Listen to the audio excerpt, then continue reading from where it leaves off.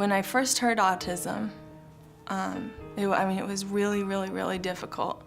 And then as we progressed working with the doctors and we got the final diagnosis, when I remember the first night I realized William had autism, I felt like I was having a heart attack. It was really, really hard. When we first came here, he was nonverbal. He was content to sit in a corner and spin. And in the last year and a half, this kid is doing amazing. We started Jumpstart he was a little bit after 2.5, and he had maybe 30 words. Within the 5-week program, he had 150, and it just kept going and going. After a couple months of being with SARC, he had over 1,000 words. It's been a long road since we started. This is our 3rd year here. And especially Sergio, when he came in here, he had a lot of problems, and he's still moving ahead, but he has done so much better now. And Natalia too. Natalia is talking and talking and talking and talking. Yeah. And I am a mother of twin autistic boys, 5 years old. I think my biggest worry at this point is after SARC. What do we do after SARC? You know, we found a great school, but it's not SARC. You know, SARC has held our hand and worked with us, and they haven't put a Band-Aid on anything. They've worked through the problems. He was always so different from other kids. We had probably, I would say, 10 to 15 different diagnoses. And if I had known then what I know now, all of those fit into one diagnosis. It wasn't until he was 13 and we started with the Community Works program. I had saw an advertisement in a parents magazine, and I myself was kind of embarrassed to call. I guess I didn't want to say, I need help. And I tell Curtis every day, I'm so sorry, I just didn't know. I just didn't know. Among the greatest benefits of our programs is the focus we put into training parents how to be good intervention providers for their kids, and also for creating the roadmap that's going to help their child through many transitions over the course of their life. One of the areas that's been really helpful for many families is the opportunity to get services from SARC during the preschool year so that they're more prepared when they go to kindergarten.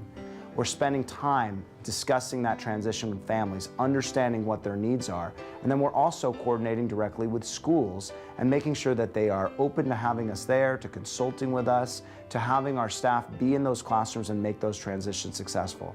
A few things about Carter that we really didn't quite understand. A little bit more rigidity, a lot more inflexible, routine-oriented, and coincidentally, when my wife started her internship at SARC, she started to notice a lot of these very similar behaviors, and noticed that the children that she was working with was reminding us a lot of Carter's behavior. You know what? Let's just have him assessed in the research department and see what happens. So he took the Dave.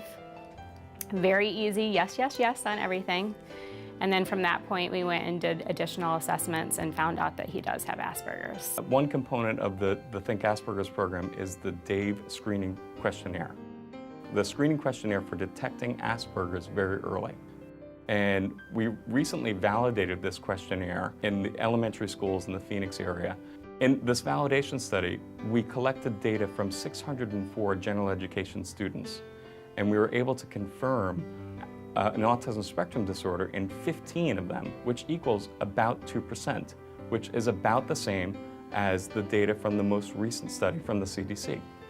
Asperger's is frequently missed by professionals because it's an autism spectrum disorder with no general delay in language and no significant cognitive impairment. They're not learning and developing social communication skills as well as they're typically developing peers. Carter's come a long ways. And the funny thing is, I think we've come a long ways too, because we've gone through parent training with them, and so we now know sort of, what kind of systems to put in place, what kind of behaviors to watch out for, what kind of interventions and strategies to put in place to, help Carter. Well, I didn't know it was autism until I was like 46 years old, but I had grown up with a disability my whole life. One of the things we're really excited about that's happened this year too is we opened up our Beneficial Beans Cafe, and we currently have one of our adult clients working there. And we also are able to use the cafe with our Community Works clients. So they're able to go into the cafe and work on learning how to be a barista, customer service skills, inventory, all of those types of things.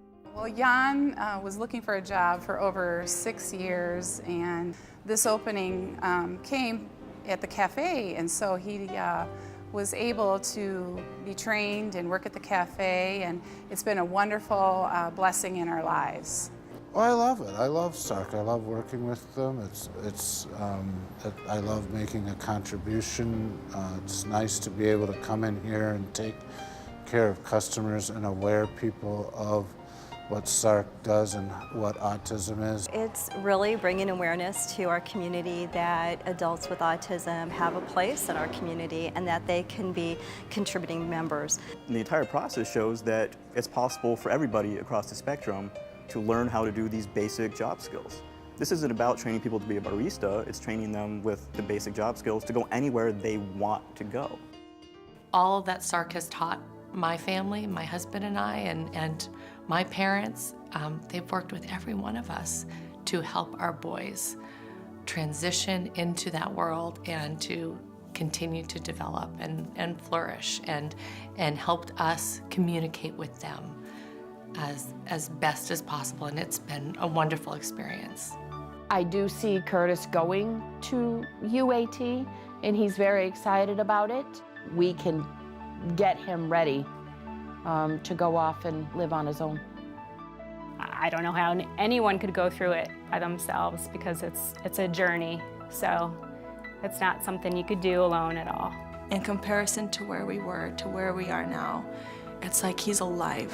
He's a part of our world. He's alive, he's thriving, and he's happy. The skills that he's gained has made him happy.